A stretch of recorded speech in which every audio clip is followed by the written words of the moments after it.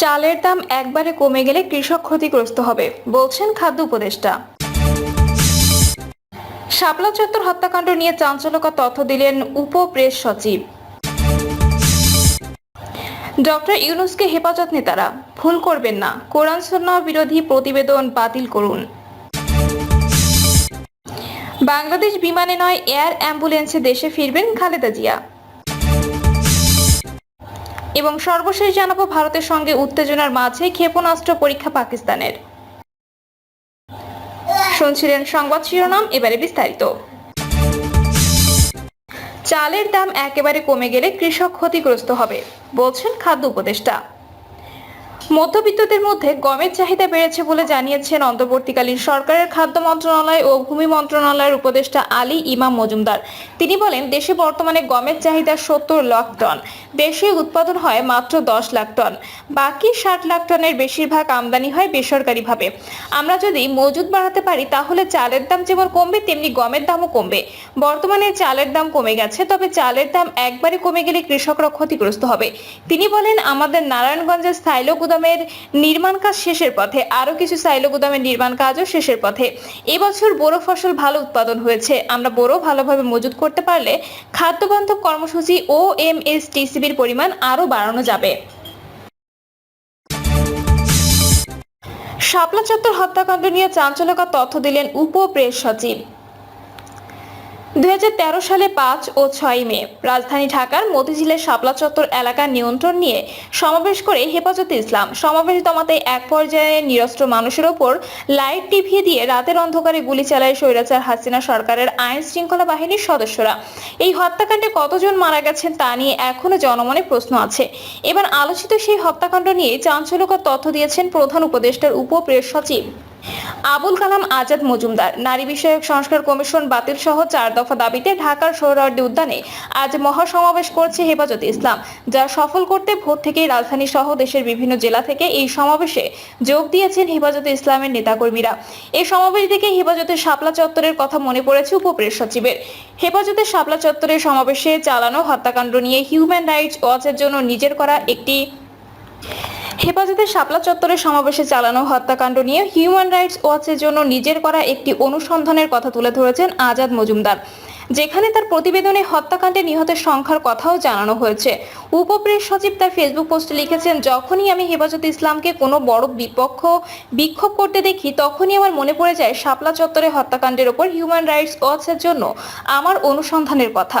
যখন গোটা বিশ্ব এই গণহত্যার সংখ্যা নিয়ে দ্বিধাগ্রস্ত ছিল, তখন আমি ঢাকায় বিবিসির প্রাক্তন সংবাদদাতা মার্ক ডামেটের সঙ্গে চ্যালেঞ্জিং কাজটি গ্রহণ করি। অনুসন্ধানের রিপোর্ট নিয়ে আজাদ মজুমদার বলেন, আমরা এই সিদ্ধান্তে উপনীত হই যে 2 দিনের সহিংসতায় নিরাপত্তা বাহিনীর 7 সদস্য সহ কমপক্ষে 58 জন নিহত হয়েছেন। শাপলা চত্বর নিয়ে অনুসন্ধান করতে গিয়ে কতটা ঝুঁকি নিতে হয়েছিল সেই কথা তুলে ধরে আজাদ মজুমদার লেখেন, আপনারা যারা এখন সাংবাদিকতার জগতে ঘুরে বেড়াচ্ছেন, মানবাধিকার রক্ষা করছেন, তারা হয়তো কল্পনাও করতে পারবেন না যে কাজটি কতটা কঠিন ছিল। 2 সপ্তাহ ধরে চলা তদন্তের সময় রাস্তাঘাট, হাসপাতালের লগবুক খুঁজে, নিহতদের পরিবারের সঙ্গে দেখা করে, প্রত্যক্ষদর্শীদের সঙ্গে কথা বলে এবং কবরস্থানের প্রমাণ সংগ্রহ করে মানুষকে খোলাখুলিভাবে বোঝানোর চেষ্টা করে। আমি সবসময় নিরাপত্তা বাহিনীর নজরে পড়ে যাওয়ায় এমন নিখোঁজ হওয়ার ভয়ে থাকতাম। তিনি তার পোস্টে শেষাংশে লেখেন, নিরাপত্তার কারণে আমি আগে কখনো আমার কাজের কৃতিত্ব দাবি করতে পারতাম না, কিন্তু যখনই আমি দেখি যে কোনো সহকর্মী সাংবাদিক আমার কাজকে রেফারেন্স হিসেবে ব্যবহার করছে, তখন তা আমাকে সত্যিই আনন্দ দেয়। ডক্টর ইউনূসকে হেফাজত নেতারা ভুল করবেন না, কোরআন সুন্নাহ বিরোধী প্রতিবেদন বাতিল করুন। অন্তর্বর্তীকালীন সরকারের প্রধান ডক্টর মোহাম্মদ ইউনূসকে উদ্দেশ্য করে হেফাজতে ইসলামের নেতারা বলেছেন, শেখ হাসিনার মতো ভুল করবেন না। 90% মুসলমানের দেশে কোরআন সুন্নাহ বিরোধী কোনো নীতি বাস্তবায়ন করার সাহস করবেন না। অবিলম্বে প্রতিবেদন সহ নারী বিষয়ক সংস্কার কমিশন বাতিল ঘোষণা করুন। শাপলা চত্বরে সংঘটিত গণহত্যার বিচার নিশ্চিত করুন। আমির আলামা শাহ মুহিবুল্লাহ বাবুনগরীর সভাপতিত্বে শুরু হওয়া মহাসমাবেশের বক্তব্যে হেফাজতে ইসলাম বাংলাদেশের নেতারা এসব কথা বলেন। বক্তারা বলেন, হেফাজতে ইসলাম বাংলাদেশের স্বাধীনতা, সার্বভৌমত্ব রক্ষায় জীবন দিতে প্রস্তুত, কিন্তু কোরআন সুন্নাহ বিরোধী কোনো কর্মকাণ্ড বরদাস্ত করবে না। বক্তারা বলেন, আপনারা পিলখানা হত্যাকাণ্ড হত্যাকাণ্ডে বিচারের জন্য কমিশন করেছেন, জুলাই আন্দোলনের গণহত্যার জন্য কমিশন করেছেন, ট্রাইব্যুনাল গঠন করেছেন, কিন্তু মতিঝিলের শাপলা চত্বরে হেফাজতের ইসলামের সমাবেশে সংঘটিত গণহত্যার বিচারের জন্য কেন তদন্ত কমিশন গঠন করলেন না? বিভিন্ন রাজনৈতিক দলের রাজনৈতিক মামলা প্রত্যাহার করা হলেও হেফাজতে ইসলামের নেতাকর্মীদের বিরুদ্ধে ফ্যাসিস্ট শেখ হাসিনার আমলে দায়ের করা মামলা প্রত্যাহার করা হয়নি। এসব মামলা অবিলম্বে বাতিল করতে হবে। নারী বিষয়ক সংস্কার কমিশন সম্পর্কে সমালোচনা করে হেফাজতে ইসলাম নেতারা বলেন, সরকার নারী বিষয়ক যে সংস্কার কমিশন গঠন করেছেন এর সদস্যরা নারী না পুরুষ তা বোঝা যাচ্ছে না, কিন্তু তারা যেসব প্রস্তাব দেওয়া হয়েছে তা কোরআন সুন্নাহ বিরোধী। তাদের সংস্কার প্রতিবেদন যদি পাশ করা হয় তাহলে জীবন দিয়ে রুখে দেওয়া হবে। মার্চ টু ঢাকার কর্মসূচি ঘোষণা করতে বাধ্য হবে হেফাজতে ইসলাম। মুফতি ফখরুল ইসলাম বলেন, নির্যাতিত হলাম, জেল খাটলাম, অথচ আমাদের মামলা প্রত্যাহার করা হয়নি। নারী বিষয়ক সংস্কার কমিশন যে প্রতিবেদন দিয়েছে তা 18 কোটি মুসলমানের বিরুদ্ধে, তা অবিলম্বে বাতিল করতে হবে। বাংলাদেশ বিমানে নয়, এয়ার অ্যাম্বুলেন্সে দেশে ফিরবেন খালেদা জিয়া। যুক্তরাজ্যে লন্ডনে চিকিৎসাধীন বিএনপি চেয়ারপারসন খালেদা জিয়া আগামী 5ই মে দেশে ফিরছেন। বিমান বাংলাদেশ এয়ারলাইন্সের সাধারণ একটি ফ্লাইটে তিনি দেশে ফিরবেন বলে বিএনপির পক্ষ থেকে জানানো হয়েছিল। তবে শেষ পর্যন্ত কাতারের আমিরের পাঠানো এয়ার অ্যাম্বুলেন্সে করে তিনি দেশে ফিরবেন বলে সিদ্ধান্ত হয়েছে। সন্ধ্যায় বিএনপি চেয়ারপারসনের মিডিয়া উইংয়ের সদস্য সাইরুল কবির খান এ তথ্য নিশ্চিত করেছেন।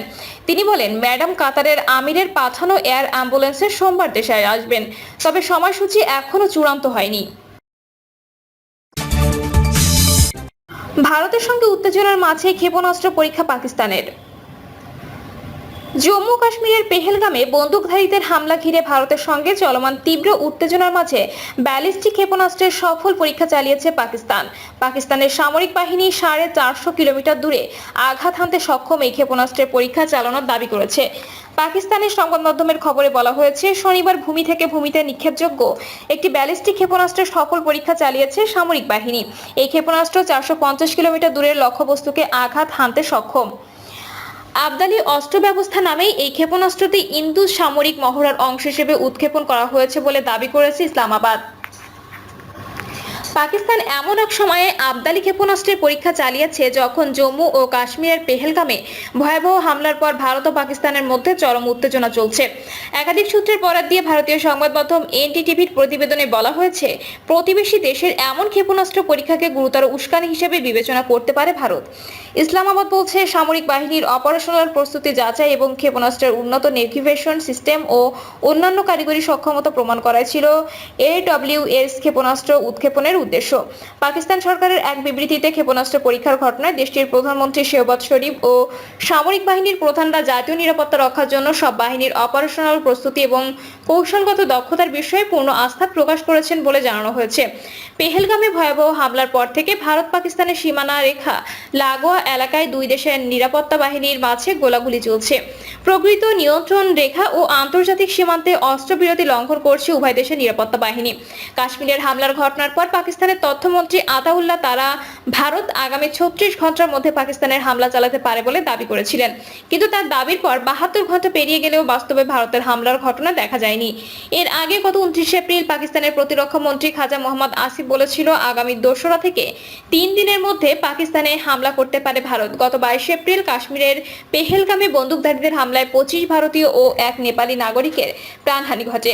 এই হামলার ঘটনার পর হিন্দু সংখ্যাগরিষ্ঠ ভারতে ব্যাপক ক্ষোভের সূত্রপাত হয়েছে। পাশাপাশি মুসলিম সংখ্যাগরিষ্ঠ পাকিস্তানের বিরুদ্ধে সামরিক পদক্ষেপ নেওয়ার দাবিও জোরালো হয়েছে ভারতের।